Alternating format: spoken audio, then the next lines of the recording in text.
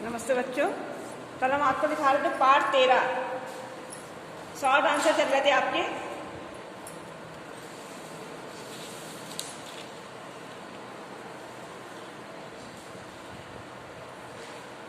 दूसरा प्रश्न लीजिए, संधियों के महत्व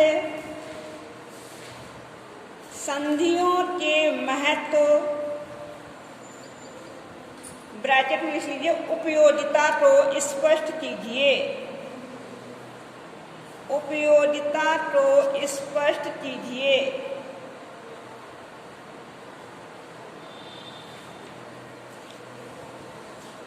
शॉर्ट आंसर चले।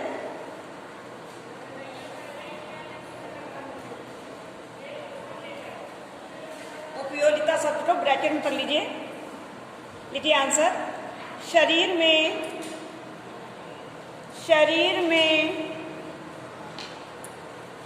संधियों की उपस्थिति, शरीर में संधियों की उपस्थिति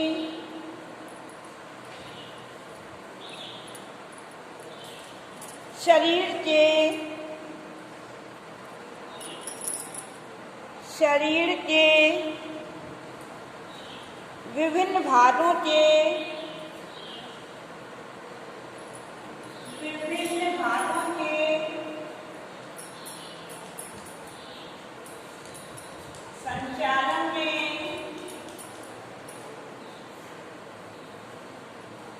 संचालन में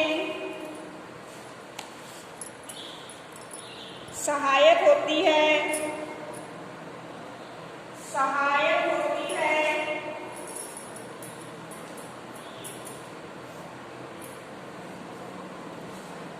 यदि शरीर में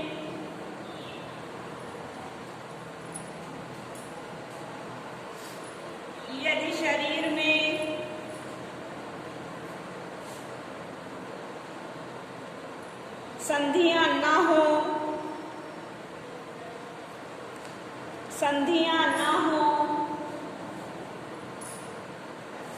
तो शरीर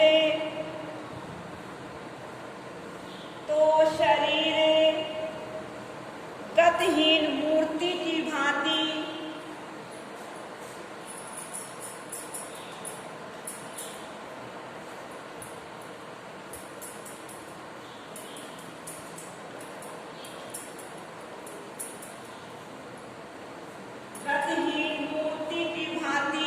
हो जाएगा।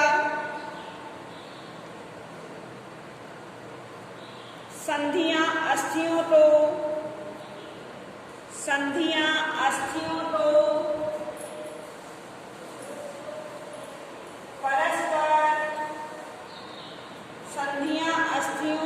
परस्पर रगड़ से बचाती हैं।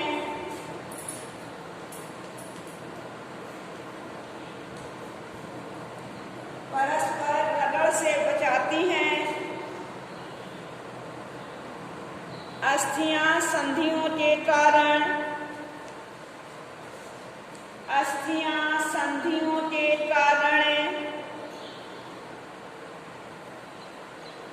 लीवर की तरह कार्य करती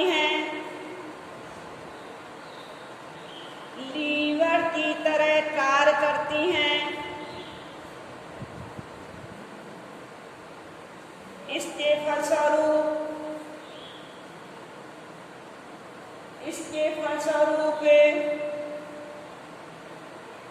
हम भारी वस्तुओं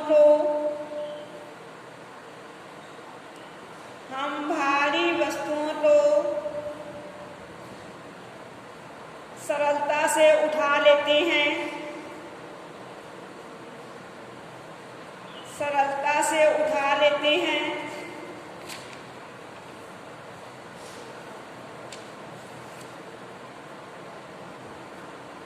खूंटीदार संधि के कारण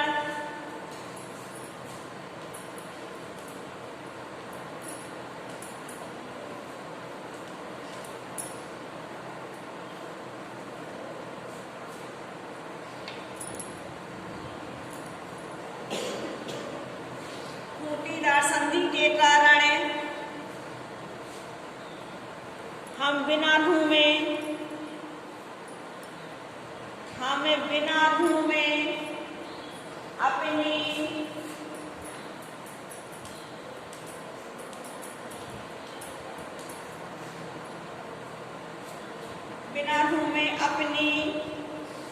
गर्दन को सरलता से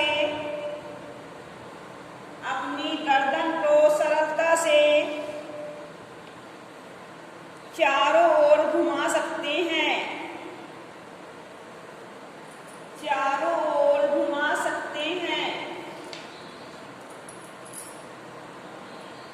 दूसरा प्रश्न लिखिए।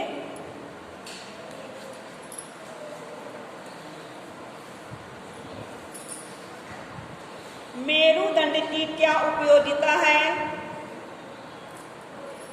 मेरुदंड की क्या उपयोगिता है?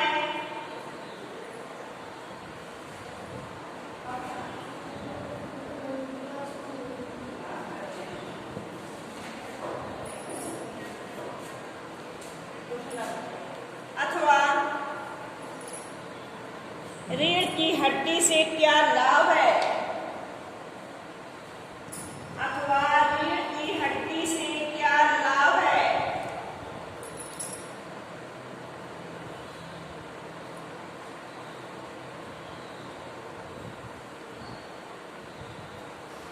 आंसर मेरुदंड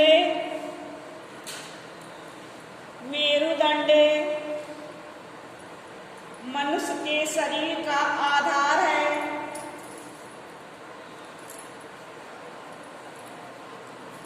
मनुष्य के शरीर का आधार है।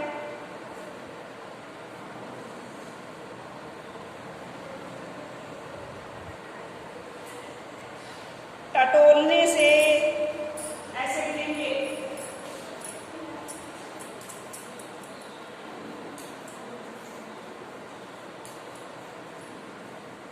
टटोलने से यह एक ही अस्थि जान पड़ती है। टटोलने से यह एक ही अस्थि जान पड़ती है।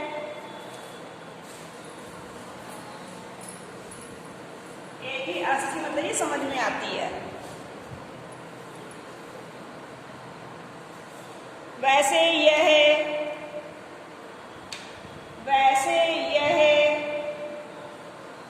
33 छोटी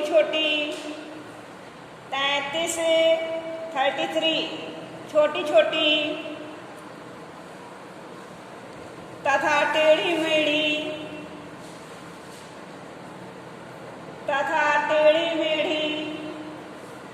अस्थियों द्वारा बनी होती है।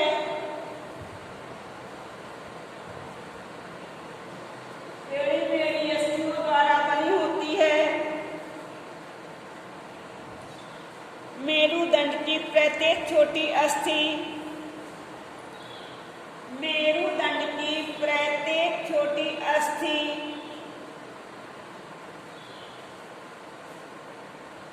कशेरुका कहलाती है।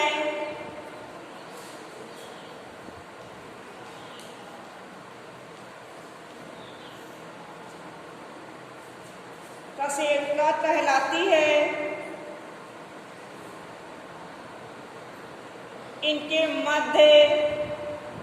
इनके बीच में उपास्थ की गद्दी होती है।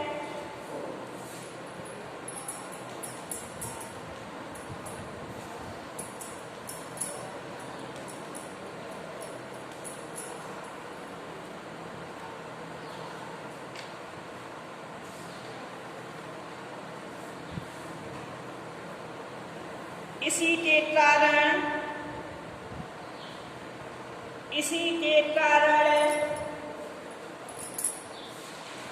मस्तिष्क को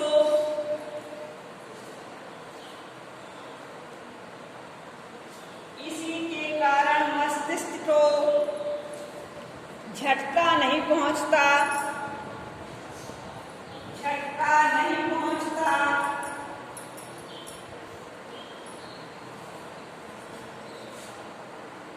मेरुदंड में आगे पीछे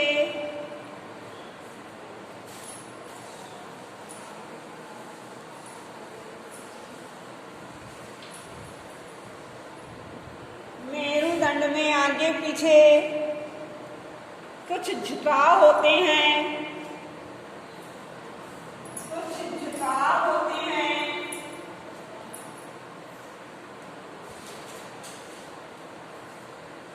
यह सीधा नहीं होता है, यह सीधा नहीं होता है। यह एस के आकार की होती है, यह एस आकार की होती है।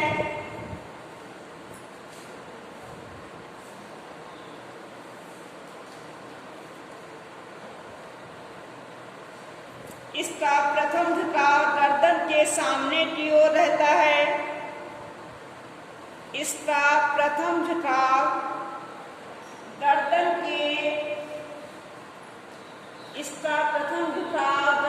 के सामने की ओर रहता है।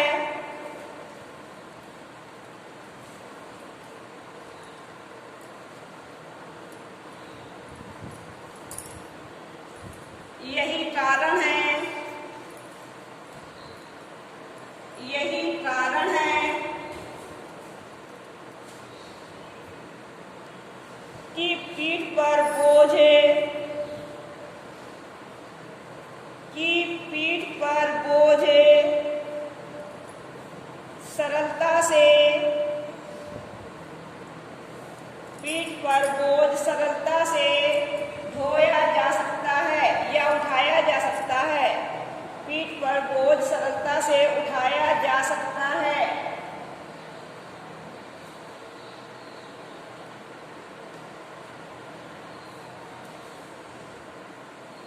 नीचे लाइन पे लिख लीजिए, मेरुदंड की कशेरुकाओं को, मेरुदंड की कशेरुकाओं को निम्न भागों में बांटते हैं।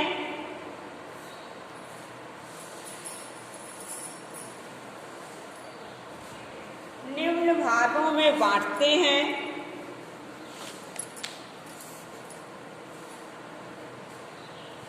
ये नंबर 1 लीवर कशेरुका,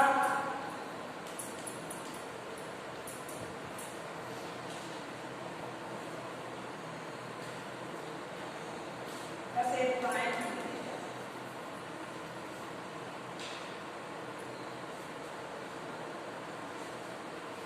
नंबर 2 बच्ची कशेरुकाएं।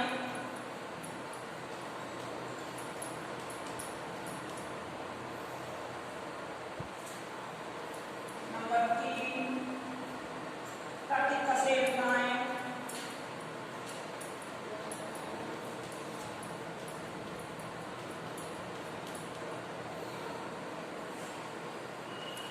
नंबर 4 पीठ कशेरुकाएं।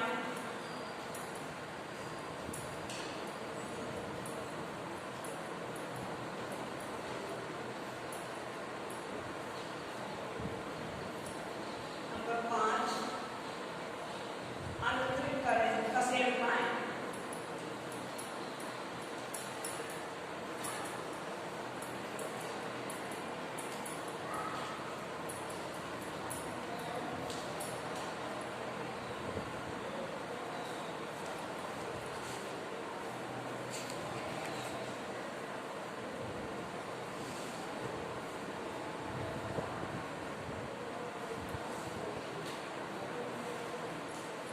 अगला प्रश्न लिखिए, अस्थि संस्थान का अर्थ स्पष्ट कीजिए। अस्थि संस्थान का अर्थ स्पष्ट कीजिए।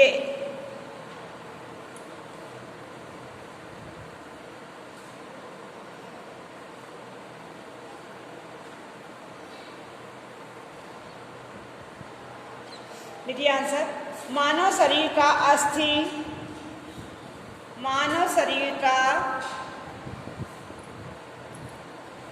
मानव शरीर का अस्थि संस्थान, मानव शरीर का अस्थि संस्थान अस्थियों तथा उपास्थियों से बना होता है। अस्थियों तथा उपास्थियों से बना होता है।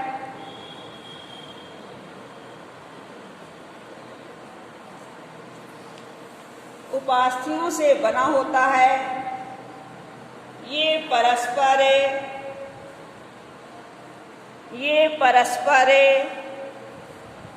संधियों से समृद्ध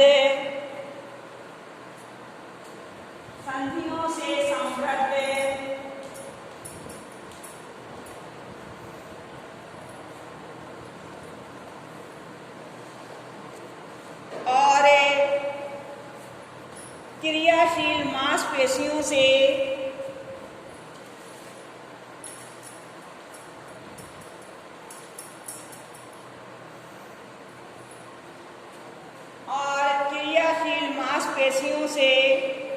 ढकी रहती हैं।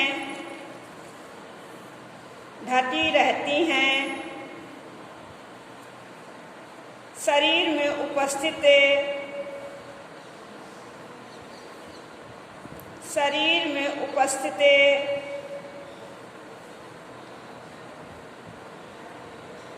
संयुक्त रूप से शरीर में उपस्थित समस्त अस्थियां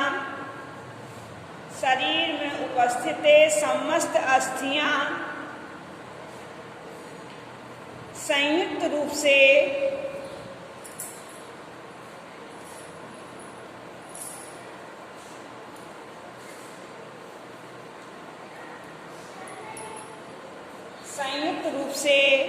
अस्थि संस्थान के नाम से जानी जाती हैं। अब आप बताइए लॉन्ग आंसर।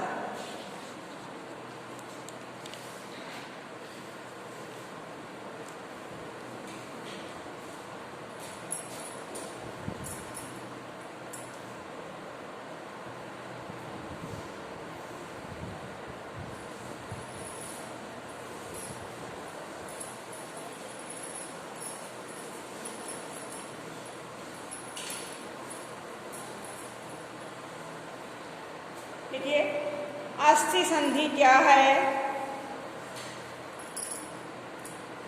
अस्थि संधि क्या है?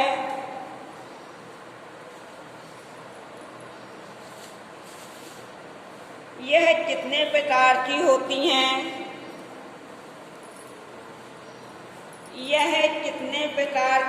हैं? प्रत्येक संधि का उदाहरण, प्रत्येक संधि का वर्णन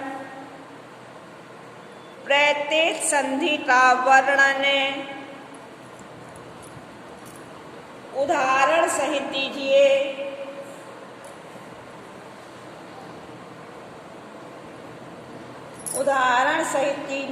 दीजिए।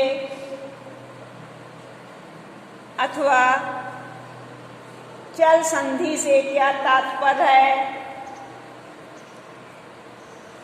चल संधि से क्या तात्पर्य है?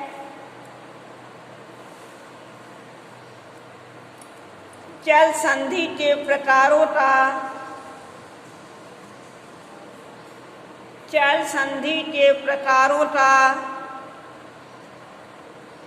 उदाहरण सहित वर्णन कीजिए।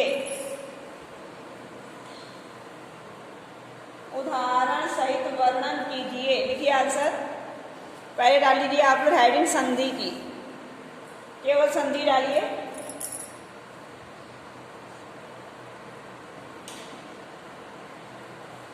देखिए मनुष्य तथा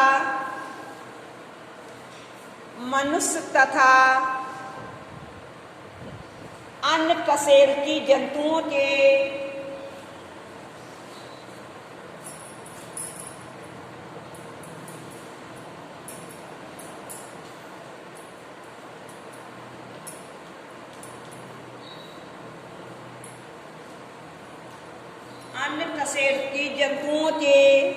शरीर में अनेक छोटी बड़ी अस्थियां होती हैं।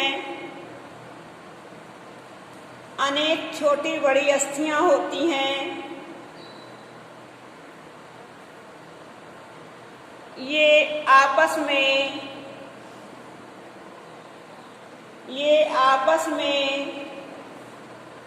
एक दूसरे से संधि द्वारा जुड़ी रहती हैं। नीचे वाली लाइन पे लिखिए, संधियां दो प्रकार की होती हैं। पहला पॉइंट है चल संधि, दूसरा पॉइंट है अचल संधि। पहला पॉइंट चल संधि, दूसरा पॉइंट है अचल संधि।